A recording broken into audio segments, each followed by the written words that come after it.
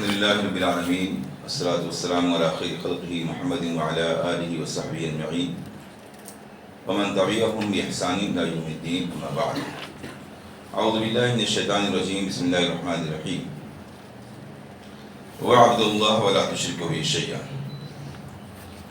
رب اشرح لي صدری ویسر لي امری واحلل عقدۃ من لسانی یفقہوا قولی۔ محترم سامعین، ہم اور آپ کشف الشبہات نامی کتاب کا درس سن رہے ہیں، جس کے مختلف دروس آپ کے سامنے آئے اور اس میں مشرکین کے بے جا اعتراضات اور ان کے شکوک و شبہات کو قرآن و سنت کی روشنی میں دور کرنے کی کوشش کی گئی، اور اللہ کی ذات سے امید ہے کہ بہت سی باتیں انشاءاللہ ہمیں اور آپ کو سمجھ میں آئی ہوگی۔ آج بھی اس سلسلے کو انشاءاللہ آگے بڑھایا جا رہا ہے۔ پچھلے درس میں ہم لوگوں نے یہ پڑھا تھا کہ اہل شرک کے اعتراضات میں سے ایک اعتراض یہ ہے کہ وہ یہ کہتے ہیں کہ جب ہم کلمہ پڑھنے والے ہیں، آپ صلی اللہ علیہ وسلم کو ماننے والے ہیں، قرآن کو مانتے ہیں، آخرت کو مانتے ہیں اور تمام عقیدے اور ایمان کی باتوں کو مانتے ہیں، تو پھر ان سب باتوں کو ماننے کے باوجود ہم مشرک کیسے ہو سکتے ہیں، اور ہمیں اور مکہ کے مشرکین کو برابر کیسے کیا جا سکتا ہے؟ ہم تو کلمہ پڑھنے والے ان تمام باتوں کو ماننے والے ہیں، نہ وہ کلمہ پڑھنے والے تھے نہ ان باتوں میں سے کسی چیز کو ماننے والے تھے، تو دونوں برابر کیسے ہو سکتے ہیں؟ تو اس کا کچھ تو جواب گزرا اور کچھ باتیں انشاءاللہ آج آ رہی ہیں۔ کریم من الدلیل علی ذلک ایضا ما حکی اللہ علی بنی اسرائیل مع اسلامہم وعلمہم وصلاحہم انہم قالوا لموسیٰ اجعل لنا الہا کما لہم آلہہ۔ ہم اور آپ جانتے ہیں کہ بنو اسرائیل موسیٰ علیہ السلام پر ایمان رکھتے تھے، اور موسیٰ علیہ السلام پر ایمان کا مطلب یہ ہے کہ وہ کلمہ بھی پڑھتے تھے، اللہ کو بھی مانتے تھے، اور ایمان اور عقیدے کی ساری باتوں کو مانتے تھے۔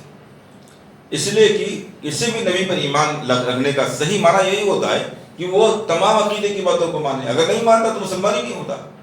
تو بنو اسرائیل مسلمان تھے اور موسیٰ علیہ السلام کی شریعت پر اور ان کی تعلیمات پر ان کا عمل تھا۔ ان سب چیزوں کے باوجود جب وہ مصر سے دریا پار کر کے نکلے اور ان کا گزر ایک قوم کے پاس سے ہوا جو اپنی عبادت خانے میں عبادت کی طرف متوجہ تھے، بچڑے کی پوجا کر رہے تھے، تو ان کے دل میں خیال آیا اور کہنے لگے اجعل لنا الہا کما لہم آلہہ، اے موسیٰ علیہ السلام جیسے ان لوگوں کے پاس ایک دکھائی پڑنے والا معبود ہے، ایک معبود ہی دکھائی پڑتا ہے، اس کی پوجا کر رہے ہیں، عبادت کر رہے ہیں، ایسے ہمارا بھی کوئی معبود بنا دیجیے۔ ایسے ہی ایک واقعہ اس امت میں پیش آیا۔ اللہ کے رسول صلی اللہ علیہ وسلم غزوہ حنین کے لیے جا رہے تھے، راستے میں ایک بیری کا درخت ملا۔ صحابہ کرام کہنے لگے اللہ کے رسول، زمانے جاہلیت میں ہم لوگ ایسے ہی کچھ درختوں کو بابرکت سمجھتے تھے اور ان کو ذات انوات کہا کرتے تھے، تو اب جب ہم نے ان ساری چیزوں کو چھوڑ دیا، اسلام قبول کر لیا، تو آپ اپنی جانب سے ہمارے لیے کوئی ایسے ہی درخت متعین کر دیجئے جس کو ہم بابرکت سمجھیں، جہاں ٹھہر کر برکت حاصل کریں، جہاں اپنے ہتھیار لٹکا دیا کریں، اس کو ذات انوات بنا دیں۔ زمانے جاہلیت تو ذات انوات ہم نے چھوڑ دیا، اب آپ اپنی جانب سے کوئی ذات انوات ہمارے لیے بنا دیجئے۔ تو اللہ کے رسول صلی اللہ علیہ وسلم فرمایا کہ تم لوگوں نے تو وہی بات کہہ دی جو موسیٰ علیہ السلام کے ساتھیوں نے موسیٰ علیہ السلام سے کہی تھی، یعنی جس طرح سے ان لوگوں نے کہا تھا کہ ہمارا ایک معبود بنا دیجئے، ایسے تم بھی گویا وہی بات کہہ رہے ہو کہ ہمارا ایک معبود بنا دیجئے۔ اللہ معبود کے بعد کسی بابرکت چیز کی یا کسی دوسرے معبود کی ضرورت کہاں رہ جاتی ہے جس کا تم مطالبہ کر رہے ہو؟ کہہ رہے ہیں کہ یہ جو دلیل ہے، یہ دونوں مثالیں جو ہیں، یہ اس بات کی دلیل ہیں کہ ایک آدمی اگر کلمہ پڑھتا ہے، رسول کو مانتا ہے، آخرت کو مانتا ہے، کتابوں کو مانتا ہے، تمام عقیدے کی باتوں کو مانتا ہے، لیکن اگر وہ اللہ کے علاوہ کسی دوسری جگہ سے، کسی درخت سے، کسی پتھر سے برکت حاصل کرنے کی نیت رکھتا ہے تو گویا وہ اللہ کے علاوہ دوسرا معبود بنا رہا ہے۔ یہی تو اللہ کے رسول نے فرمایا تھا ان سے نا، یہ جو تم کہہ رہے ہو کہ ایک درخت ہمارے لیے متعین کر دیے، گویا تم اللہ کے علاوہ دوسرا معبود طلب کر رہے ہو۔ یا جیسے بنو اسرائیل نے کہا تھا کہ ہمارے لیے ایک بشرا، ایک معبود بنا دیجئے، اس کی ہم عبادت کیا کریں، تو یہ کہا کہ یہ گویا اللہ کے علاوہ دوسرے کو معبود بنانا ہے۔ یعنی کلمہ پڑھنے کے باوجود، رسول کو ماننے کے باوجود اگر کوئی شرکیہ کام کرتا ہے تو اس کا کلمہ، رسول کو ماننا، عقیدے کی باتوں کو ماننا اسے شرک سے روکنے کے لیے کافی نہیں ہوگا۔ ان تمام باتوں کے بعد اگر کوئی آدمی شرک میں مبتلا ہے، غیر اللہ کی عبادت کرتا ہے، تو وہ بھی مشرک ہی ٹھہرے گا اگرچہ وہ کلمہ پڑھتا ہے۔ تو اس لحاظ سے کلمہ پڑھ کے شرک کرنے والے میں اور بغیر کلمہ پڑھے شرک کرنے والے میں کوئی فرق نہیں ہے۔ شرک دونوں صورتوں میں شرک ہے، کوئی کلمہ پڑھ کے کرے تب بھی اور بغیر کلمہ پڑھے کرے تب بھی۔ بلکہ کلمہ پڑھ کے شرک کرنا یہ بڑا جرم ہے، منافقت ہے، جھوٹ ہے، کیونکہ جو آدمی کلمہ پڑھتا ہی نہیں، کفر میں مبتلا ہے، شرک میں مبتلا ہے، اسلام کو مانتا ہی نہیں ہے، تو جو چاہتا ہے کرتا ہے۔ جب ہم نے کلمہ پڑھ لیا تو کوئی اقرار کیا کہ وہ اللہ کے علاوہ کسی کو معبود نہیں سمجھیں گے، رسول اللہ صلی اللہ علیہ وسلم کی تعلیمات پہ عمل کریں گے، اور اس کے باوجود آدمی شرک کر رہا ہے تو اپنے کلمے میں وہ جھوٹا ہے، وہ نفاق پہ ہے، کہہ رہا ہے، پڑھ رہا ہے کلمہ اور کر رہا ہے شرک۔ تو بہرحال کلمہ پڑھنا یا نہ پڑھنا اس سے شرک پر کوئی فرق نہیں پڑتا ہے۔ آدمی شرک میں مبتلا ہے تو وہ شرک میں مبتلا سمجھا جائے گا، مشرک سمجھا جائے گا، چاہے کلمہ پڑھ کے وہ ایسا کرے یا بغیر کلمہ پڑھے ایسا کرے۔ وَلَكِنِ الْمُشْرِكِينَ شُبْهَةً يَدُلُّونَ بِهَا عِنْدَ هَذِهِ الْقِصَّةِ۔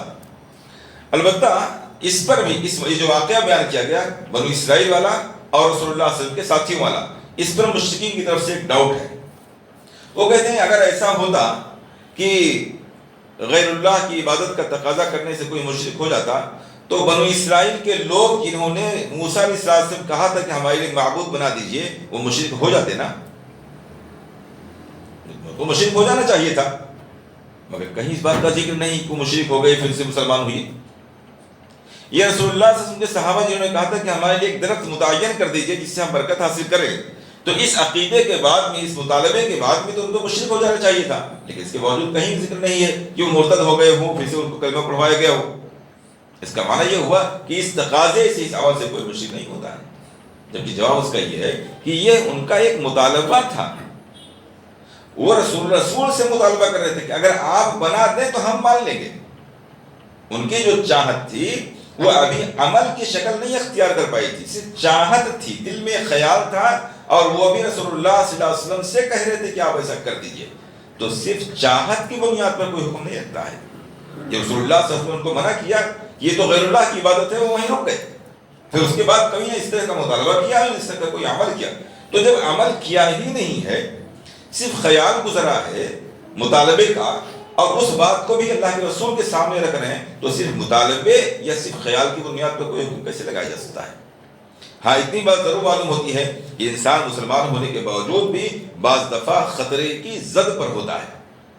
یعنی ایک آدمی توحید والا ہے تو اسے یہ نہیں سمجھنا چاہیے کہ ہم نے توحید اختیار کر لیا ہے تو اب شرک سے، بدعات سے ہم ہمیشہ کے لیے محفوظ ہو گئے، اب بالکل مطمئن ہو کر کے بیٹھ جائیں۔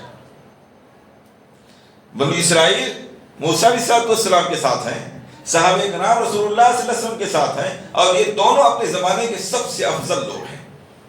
نبی اور نبی کے ساتھی سب سے افضل لوگ ہوتے ہیں، لیکن اس کے باوجود ان دونوں کے دل میں یہ چاہت پیدا ہو رہی ہے کہ کسی اور کو میرا معبود بنا دیا جائے، برکت حاصل کریں اس سے۔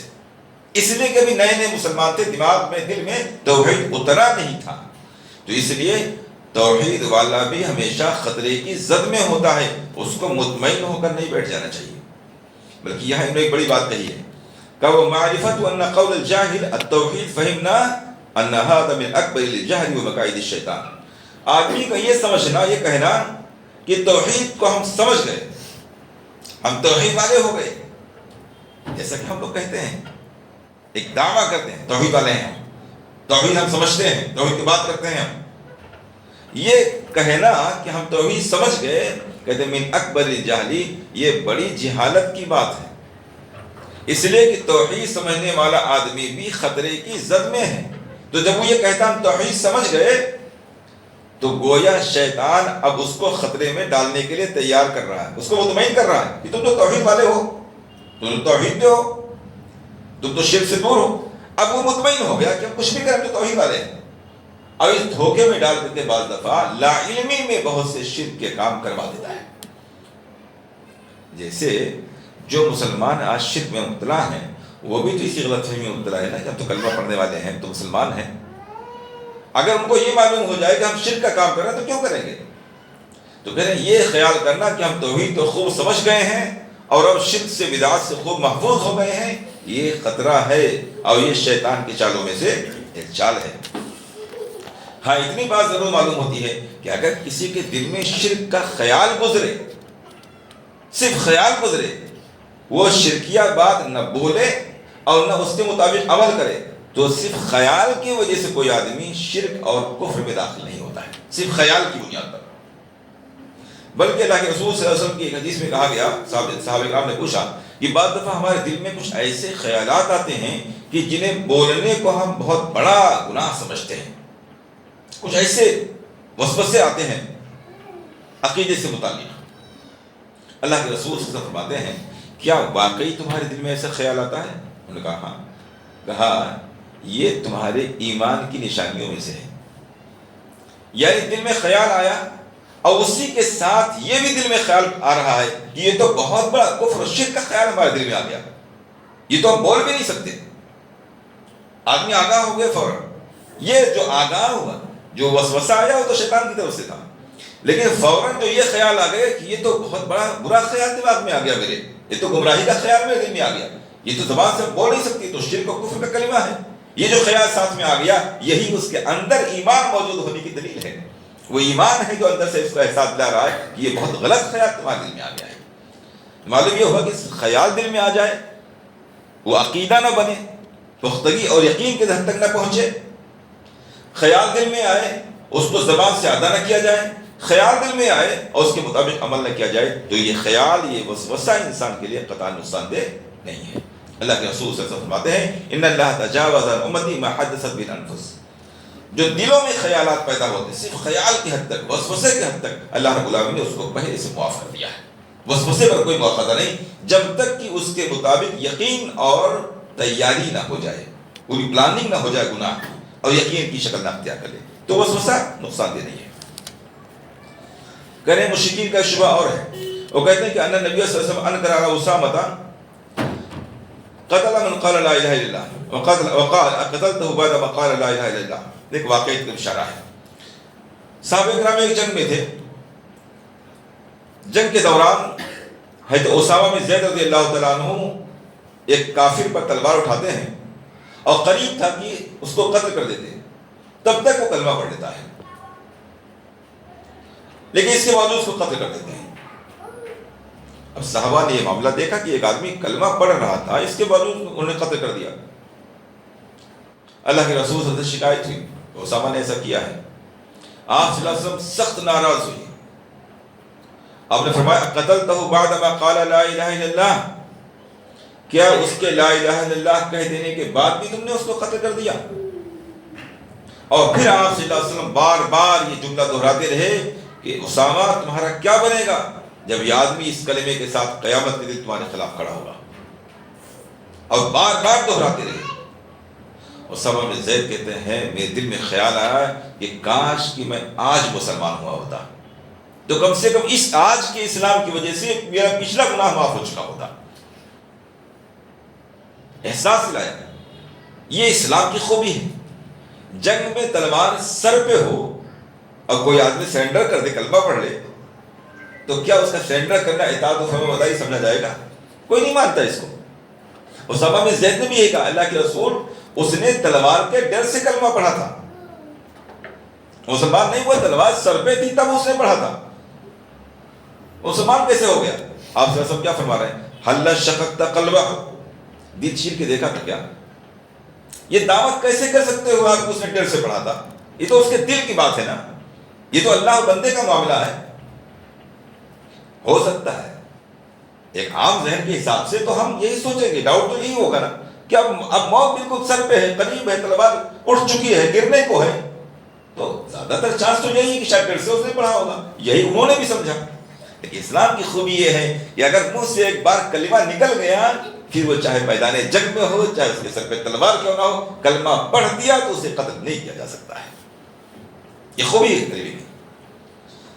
تو اب سوال اس پہ پیدا ہوتا ہے کہ ایک آدمی جو تلوار کے سائے میں اور بالکل موت کو قریب دے کر کے کلمہ پڑھ دیا، آپ صلی اللہ علیہ وسلم نے اس کے قتل کو بھی گناہ قرار دیا، اس کی بھی اجازت نہیں دی۔ جب کلمے کی اتنی قوت اور طاقت ہے تو اس کلمے کو تو ہم زندگی میں پڑھتے ہیں، تو ہم کیسے شرک میں مبتلا ہو گئے؟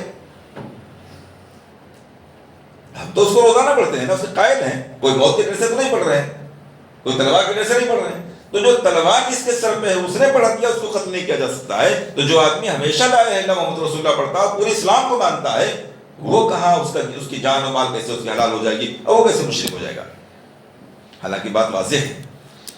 یہاں اللہ کے رسول صلی اللہ علیہ وسلم تب بھی اس لیے فرمائی تھی کہ اس نے زبان سے کلمہ پڑھ دیا تھا، اور کوئی ایسی بات اس سے ظاہر نہیں ہو رہی تھی جو اس کلمے کے خلاف ہو، کوئی ایسی بات، صرف ان کا ایک خیال تھا کہ ڈر سے اسے پڑھ دیا ہے، دل میں کیا ہے کسی کو معلوم نہیں تھا۔ لیکن اگر کسی شخص سے کلمہ پڑھنے کے بعد اس کلمے کے خلاف کفر اور شرک کا کوئی کام ظاہر ہو جائے، ایک ہے کسی آدمی نے کلمہ پڑھ لیا مسلمان ہو گیا، اب کوئی نہیں کہہ سکتا کہ آپ کے دل میں کفر شرک ہے، دل سے آپ کافر نہیں، یہ اللہ بندے کا معاملہ ہے، کلمہ پڑھ دیا مسلمان ہے۔ لیکن کلمہ پڑھنے کے باوجود اور اسلام کو فالو کرنے کے باوجود کوئی آدمی ایک ایسا کام کر رہا ہے جو کھلا شرک اور کفر ہے، تو اب اس کا کلمہ پڑھنا اور اسلام کو فالو کرنا اس کے لیے مفید نہیں ہوگا، اس لیے کہ اس سے کفر اور شرک بالکل واضح اور ظاہر ہو چکا ہے۔ بالکل ایسے ہی جیسے کوئی آدمی اسلام کو ماننے کے باوجود کسی ایک چیز کا انکار کر دے تو مرتد کہلاتا ہے اور اس کی سزا قتل ہوتی ہے۔ بالکل ایسے ہی جیسے حضرت علی رضی اللہ تعالیٰ عنہ نے کچھ لوگوں کو جلوا دیا تھا جو اسلام کو ماننے کی بات بھی کرتے تھے۔ بالکل ایسے ہی جیسے اللہ کے رسول کے زمانے میں مسلمہ کذاب کے ساتھیوں کو اور اس کو قتل کیا گیا تھا، جبکہ وہ اللہ کے رسول کو بھی مانتے تھے، نماز روزہ زکات کی پابندی بھی کرتے تھے۔ تو کوئی آدمی ساری چیزوں کو ماننے کے باوجود اگر کھلے طور پر کفر اور شرک کا کوئی کام کر رہا ہے تو اس کا کلمہ پڑھنا یہ اسلام کی فرما برداری کرنا اس کے لیے مفید نہیں ہے۔ یہاں چونکہ اس شخص سے کلمہ پڑھنے کے بعد کلمے کے خلاف کوئی چیز ظاہر نہیں ہوئی تھی، اس لیے اس کے قتل کرنے سے آپ نے منع کیا۔ جب ظاہر ہو جائے تو وہ مرتد ہے، جب ظاہر ہو جائے تو حضرت علی نے جلوایا، جب ظاہر ہو جائے تو مسلمہ کذاب کے ساتھیوں کو قتل کروایا، جب ظاہر ہو جائے تو وہ صدیق رضی اللہ تعالیٰ عنہ نے زکوٰۃ سے منع کرنے والوں سے جنگ کی۔ تو جب اسلام کلمے کے خلاف کوئی چیز ظاہر ہو جائے تو اس وقت کلمہ مفید نہیں ہوتا ہے۔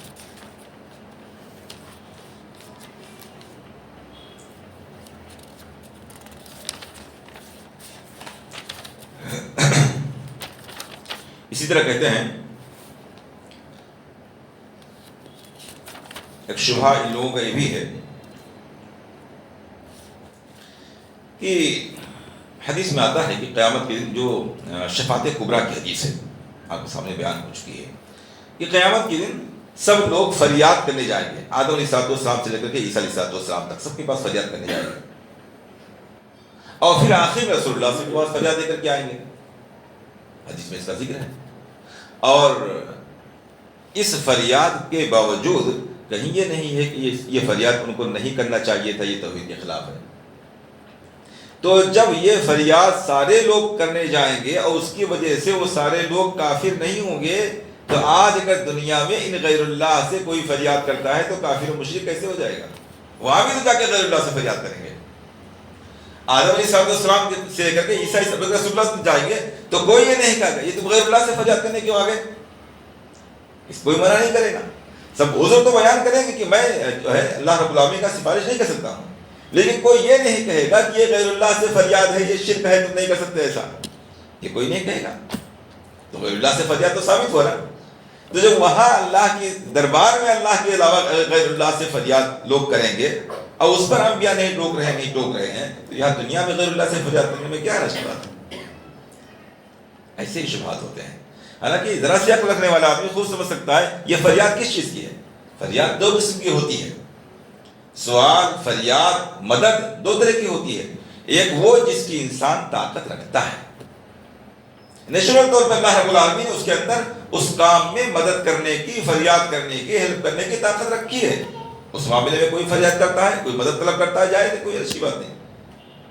حضرت عیسیٰ علیہ السلام نے اپنے ساتھیوں سے کہا تھا من انصاری الی اللہ، اللہ رب العالمین کے دین کے لیے وہی کون مدد کرے گا؟ مدد طلب کی نا. قرآن کیا کہتا ہے؟ استعینوا تعاونوا علی البر والتقوی، نیکی اور تقوی کے کام میں ایک دوسرے کی مدد کرو. تو مدد کرنا، مدد طلب کرنا یہ سب جائز ہے، مگر کس میں؟ ان کاموں میں جس میں انسان کو اختیارات دیے گئے ہیں. جو کام انسان کے اختیار سے باہر ہے، یا انسان ہی اتنا دور ہے کہ اتنی دور سے ہو کر کے وہ مدد نہیں کر سکتا ہے، یہ انسان انتقال کر چکا ہے کہ اس کے بعد اس کی قوتیں ختم ہو گئی ہیں، اس سے مدد طلب کرنا، اس کے اندر گویا اللہ جیسی صلاحیت مان لینا ہے، وہ شرک ہے. وہاں جو قیامت کے دن لوگ جائیں گے انبیاء سے فریاد کرنے کے لیے، وہ کس چیز کی فریاد ہوگی؟ آپ ہمارے حق میں اللہ تعالیٰ سے دعا کر دیجئے، سفارش کر دیجئے. یہ تو انسان کے اختیار کی بات ہے، دنیا میں بھی جائز ہے. ہم لوگ بھی کہتے ہیں دعا میں یاد رکھیے گا، صحابہ کرام بھی آ کر کے رسول اللہ صلی اللہ علیہ وسلم سے دعا کے فریاد کرتے تھے. یہ فریاد تو ضرور ہے، مگر ایک ایسی چیز کی فریاد ہے جس کا اختیار انسان کو دنیا میں دیا گیا ہے. آج آپ معاشرے میں دیکھتے ہوں گے اس طرح کا بڑا ڈاؤٹ معاشرے کے اندر پھیلایا جا رہا ہے کہ آپ کہتے ہو غیر اللہ سے دعا مانگنا، غیر اللہ سے فریاد کرنا جائز نہیں ہے، تو بیوی سے روٹی کو مانگتے ہیں اور فلاں سے کو مانگتے ہیں. مثالیں دے کر کے ڈاؤٹ ذہن میں ڈالنے کی کوشش کی جاتی ہے، اور ایک بھولا بھالا مسلمان اس قسم کے جال میں پھنس کر کے یہ سمجھتا ہے کہ پھر غیر اللہ سے ہم جو چاہے مانگیں. تو ان کے ڈاؤٹ اور شبہات میں سے ایک شبہ یہ بھی ہے. ایک شبہ اور ہے، یہ سب شبہات ہیں جس کو اللہ نے توحید کی دولت دی ہے، وہ ان شبہات کا بغیر سنے اور بغیر پڑھے ہوئے ہی جواب دے سکتا ہے. یہ آپ کے لیے نہیں ہے. اگر آپ کے سامنے یہ بات کوئی پیش کرے تو آپ بغیر سنے پہلی مرتبہ بھی سن کے انشاءاللہ جواب دے دیں گے. لیکن چونکہ لوگوں کے ڈاؤٹ شبہات ہیں، اس لیے ذہن میں ایک بار رکھنا ضروری ہے. کہتے ہیں جب ابراہیم علیہ السلام کو نمرود نے آگ میں ڈالنے کا حکم دیا تو جبریل علیہ السلام آئے تھے اور انہیں کہا تھا آپ کو کوئی ضرورت ہو ہم سے تو بتائیے. اللہ کا حاجہ، آپ کی کوئی ضرورت ہے کیا؟ آپ مجھ سے کوئی ضرورت رکھتے ہیں؟ مجھ سے کوئی درخواست آپ کی ہے، گزارش کوئی ہے؟ فقال ابراہیم اما الیک فلا، ابراہیم علیہ السلام نے کہا تھا آپ سے ہمیں کوئی ضرورت نہیں. تو اب کہہ رہے ہیں اعتراض اس پر یہ ہے کہ ابراہیم نے حضرت جبرائیل علیہ السلام نے یہ کہا کہ مجھ سے کوئی ضرورت ہو تو بتاؤ، تو کیا جبرائیل علیہ السلام شرک کی دعوت دے رہے تھے کہ کوئی فریاد، کوئی ضرورت ہو تو ہم کو بتاؤ؟ اگر یہ کسی سے اپنی ضرورت رکھنا، کسی سے مدد طلب کرنا شرک ہوتا تو جبرائیل علیہ السلام ابراہیم علیہ السلام سے کہتے کہ مجھ سے دعا کرو، مجھ سے مانگو. ایک تو جبرائیل علیہ السلام ایسی بات نہ کہتے، اور پھر ابراہیم علیہ السلام سے ایسی بات کیسے کہہ سکتے تھے؟ اور اگر یہ شرک ہوتا تو ابراہیم علیہ السلام فوراً ٹوکتے کہ تو شرک ہے، تم کیا کر رہے ہو؟ توحید کے نام پہ تو ہم کو آگ میں ڈالا جا رہا ہے، تم کو یہاں آخر میں آ کر کے شرک کی دعوت دے رہے ہو. مگر ایسا کچھ نہیں کہا. یہ ان کا شبہ ہے. یہ دیکھو غیر اللہ، جبرائیل علیہ السلام غیر اللہ ہے نا، اللہ کے علامہ ہے. انہوں نے باقاعدہ کہا تھا کوئی ضرورت ہے تو بتائیے. تو اس کا مطلب یہ ہوگا کہ غیر اللہ کے سامنے اپنی ضرورت پیش کی جا سکتی ہے. تو اس کا جواب یہ ہے کہ یہ بھی پچھلے ہی شبہ میں سے ایک ہے، جو پچھلا شبہ گزرا ہے کہ مدد، فریاد اور ہیلپ کی دو شکلیں ہیں. ایک وہ جس کی طاقت دی گئی ہے کسی کو، ایک وہ جس کی طاقت نہیں دی گئی ہے. جبرائیل علیہ السلام کو اللہ رب العالمین نے فرمایا ذی قوہ، سخت قوت والے، طاقت والے ہیں. اللہ کے رسول صلی اللہ علیہ وسلم نے ان کو دیکھا، ان کے 600 بازو تھے، آسمان کا سارا کنارہ بھرا ہوا تھا ان کے بازو سے. تو اللہ نے ان کو طاقت دی ہے. اگر حضرت ابراہیم علیہ السلام مدد دینا چاہتے تو ابراہیم علیہ السلام کو وہاں سے اٹھا کر کے کسی دوسری جگہ لے جا سکتے تھے. اور یہ طاقت تو بہت سے جناتوں کو حاصل ہے. اگر ابراہیم علیہ السلام چاہتے وہ آگ بجھائی جا سکتی تھی. ابراہیم علیہ السلام چاہتے تو آگ میں ہونے کے باوجود ان کی سیفٹی خود فرما دیتے. ابراہیم علیہ السلام کی طاقت یہ ہے، یہ طاقت ان کے اندر رکھی گئی ہے. جیسے جنات کے اندر بہت سی چیزوں کی طاقت ہوتی ہے جو انسان کے اندر نہیں ہوتی ہے. تو وہ جو کہہ رہے تھے کہ کوئی ضرورت مجھ سے ہو تو بتانا، وہ اپنی صلاحیت اور اپنی طاقت کے حساب سے ضرورت کی بات کر رہے تھے. اگر کوئی آدمی اپنی صلاحیت اپنی طاقت کے اعتبار سے کوئی کہتا ہے کہ بھائی میرے لائق کوئی کام ہو تو بتانا، جیسا بولتے ہیں ہم لوگ، کوئی حرج کی بات نہیں ہے. اور بہت سے کام ہم دوسروں سے لیتے بھی ہیں جس سے انسان کو طاقت دی گئی ہے. جس معاملے میں انسان کو طاقت نہیں دی گئی ہے اس معاملے میں اس سے فریاد کرنا یہ شرک میں داخل ہے. کوئی یہ کہے اولاد کی دعا، آپ اولاد ہم کو دے دیجئے، رزق ہم کو دے دیجئے، عزت دے دیجئے، بارش کے ہم کو برسا دیجئے.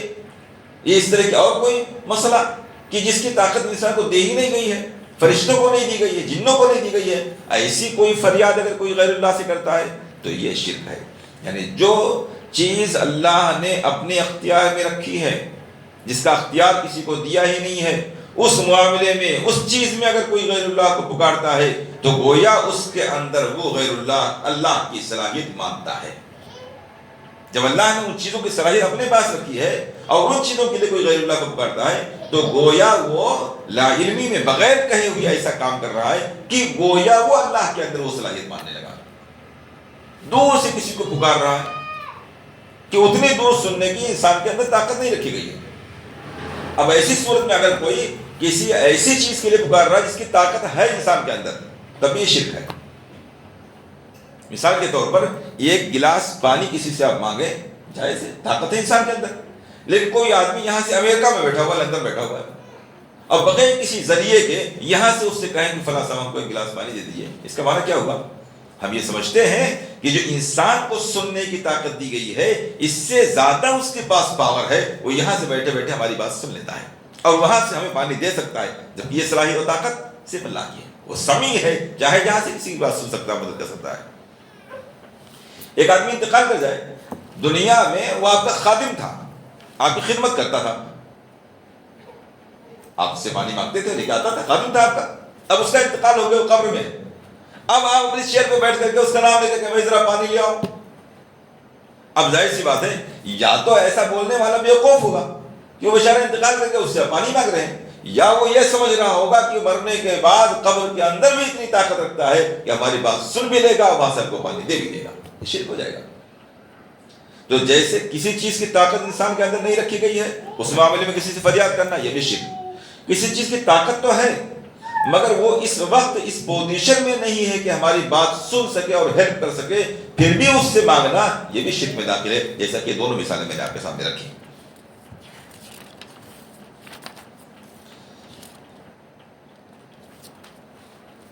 کہتے ہیں آخری بات یہ ہے،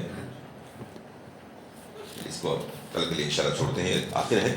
بہرحال جو باتیں بیان کی گئی ہیں اس سے خوب واضح ہو گئی کہ مشرکین کو جو شبہات ہیں وہ صرف ڈاؤٹ اور شبہ کی حد تک ہیں، ان کے اندر کوئی وزن نہیں ہے. اگر آپ مشرکین کے سامنے ان کے ڈاؤٹ، ان کے شبہات کو لے کر کے بات کریں گے اور قرآن و حدیث کی روشنی میں مثالوں کے ساتھ ان کے سامنے بات رکھیں گے تو بہت جلد انشاءاللہ بات سمجھ میں آ جائے گی.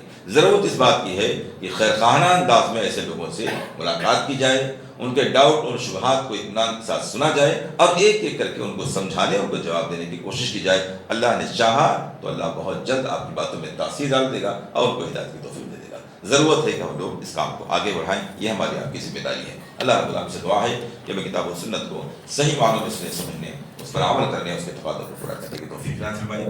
آمین. وآخر دعوانا الحمدللہ رب العالمین.